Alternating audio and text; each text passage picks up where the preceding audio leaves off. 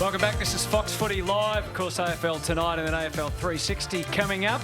Justin Leppitsch is going to join us shortly. But how are you guys handling it so far, David and Derm? I'd like to hear what have you been doing? Be something different, I reckon. Lepper's up. He's there, I think. He is. Yeah. He's ready for us. So we'll get to Derm's story probably just after 7 when we sign off. Justin Leppitsch, assistant coach with the Tigers, of course, superstar with Brisbane and former coach of the Lions as well. It's obviously been a difficult time in every footy club. Hopefully we're going to have a bit of a laugh as we have a chat to Lepper, because this probably hasn't been that much to smile about in the last 24, 48 hours. Lepper, thanks for joining us, mate. No worries, guys. It's good to be on. I hope you're all going well. It's been a nice day or two in isolation, so hopefully it keeps going with the family. You might want to centre yourself into the screen, Lepper. At the moment, we've just got your head. No, we got 4 trophies. There we go. We got the trophies in the... Oh, you've only got 4. Right. Oh, sorry. Yeah. You've only got 4. No, that's 5, Derm. That's the same as you. That's how it looks in your lens. Where'd you get them from, Lepper? What do you got in the background there? Just found them around the house.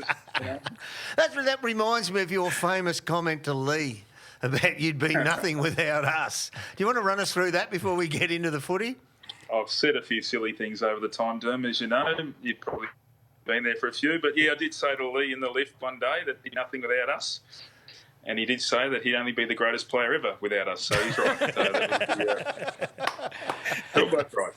I know we do want to keep this pretty light. We really appreciate you joining us, Justin, but it has been a tough time, obviously, with all the different assistant coaches and staff at the footy clubs being stood down. How tough's it been from a human point of view?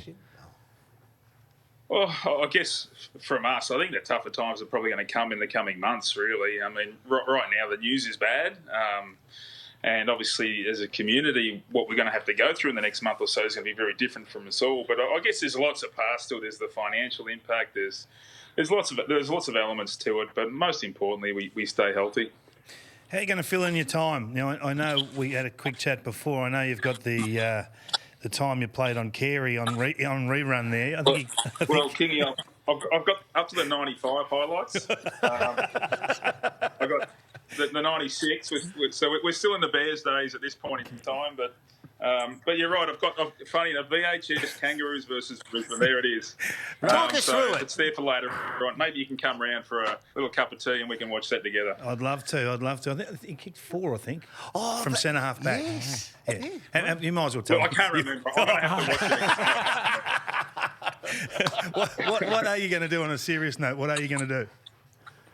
Well, I've got 3 kids at home and a wife, so hopefully stay married first and have some fun with the kids. I think that's the most important thing we can do and stay safe. So I've already had some footy training today. Actually, my kids are right around me right now, annoying me. But get them on. Get them on. God, I haven't seen your Billy Lids. There you go. Yeah. Hey, guys. There you go. So I've got a couple of, and my other one's making pasta in the. For dinner. So there we go. Got them all at work. See, it's funny. He's a different man, Justin. He was really happy to show his trophies, not so much his kids. He's sliding out of screen again. I promise. I love them more. There we go. Sorry, is that better? Very good. There we go. Beautiful. What sort of instructions have you given the players? We've seen some stuff on social media and addresses from Brett Ratton, for example, which were fantastic. And as much sort of about them being leaders and terrific messaging. How has Damien and you guys handled it? And I guess how much time did you even have to give those sort of messages across? It's been difficult for us. I mean, we played Thursday, so we had a good lead in with the players afterwards and in, I guess, anticipation for Sunday. So we even trained Sunday morning preparing opposition stuff for Thursday night. There's work I'm never going to get back, isn't it? But, so, you know, we had all this stuff prepared, ready to go. Look, after that, it was all really just about, I sent a message to our backs group, making sure everyone's okay. As I said, what the players are going to go through over the next little bit and coaches will probably become more clear and change over the next few weeks. So just stay in touch. I've actually got something in our little backs group at the moment where I'm sending them. I found my old hard drive from the last 10 years. My time as coaching in a footy, and I'm finding all the funny moments and trying to send them to them bit by bit. So hopefully to keep them entertained over the journey. Might come over for a coffee and watch that, I reckon. That'd be more fun than the other. Hey, you've been with the master coach, Damien Harbick, for a few years now and had a gap in between. Compare that to the coach you had in Ireland back in 2002, Dermot Brereton. Wow. Oh, there's three great coaches. There's Leigh Matthews, Damien Hardwick, and Dermot Brereton. Dermot is the only coach, though, that still is 100% under my watch. So that is a pretty strike rate. So you can't say no. And he's the first coach to go out with the nightclubs every night leading into a game. So that was a different approach as well. Well, you know, Lepper, a lot of coaches love the dedicated guys. I tended to love the rogues. It was a rogues gallery, that tour, and there was the edict, though. You have to love playing for Australia, and that means loving going on the trip in totality, and that means going out and enjoying yourself. Well, we did that. Don't worry about that. So, and I think David was probably the worst of the group, to be perfectly honest. No, I'd agree with you. Yes, yeah. No need for that. Yeah, in fact, the amount of times he was a whisker that close to meeting what we call the Garter over in Ireland. It's a family show, Derm. It's a family show. You got a question about money, Anthony, you want to ask? Anthony just likes to ask how you're going financially every time we get someone on. That is so ridiculous, David. Can you run us through what your thoughts are, Lepper, on what the players will be like when they get back? Who are you worried about? Is there a couple that you're just thinking, oh, we give this guy 6 weeks, who knows what's walking back in the door? Yeah, and who are the rogues in the team? Well, Sydney Stack, I'm already worried for. Stacky's only a young boy, but I think he came to us in his first training session. He spewed after about 5 minutes. So, he's got himself in good shape right now. So, Sydney, please, I'm begging you, stay there. You can deal with that, though, Lepper. You can deal with that. Dunstall was still throwing up after the warm-up laps in 3 years into his career. So, you can deal with that. Yeah, he only had to run 50 metres at a time back then, though. It's a little bit harder than what it used to be. But he was tapering down at about 40. Yeah, there's not many rogues out there anymore. The kids are pretty well behaved nowadays. So a lot of that part of footy, they know when to unleash and have some fun in the off-season, but it definitely their off-season only doesn't go as long as ours used to. So I think they're in a pretty good place. You got one other? You look like you're ready to go. No, you go. I was just going to ask, we talk a lot about the mod. You're looking at the old videos and we're having a bit of fun with this, but there is a little bit of truth to it as well. I'm sure that Lepper's really up to date on what his videos look like.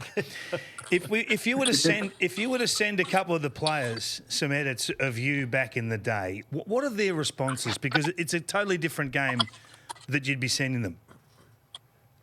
The first response was, weren't there any barbers back in that day? I reckon that would probably be their first response. But secondly, probably the one thing that stands out is how one-on-one the game was back then.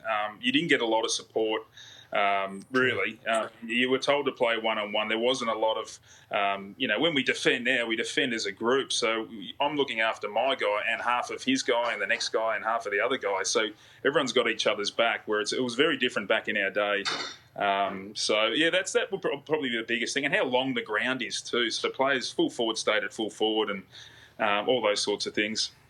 Philosophically, I love a laugh, but philosophically, was the game watchable for those one-on-one pursuits, those endeavours out on the ground, or the team defence? In a philosophical sense, we look at Australian rules football. The ball is one of the few footballing codes ever invented where the ball starts in dispute. Whoever jumps highest touches it first and hopefully hits it in his teammate's direction, who then kicks it on to a contest. That doesn't seem to be the way anymore. How do you view it? Yeah, it's a good question.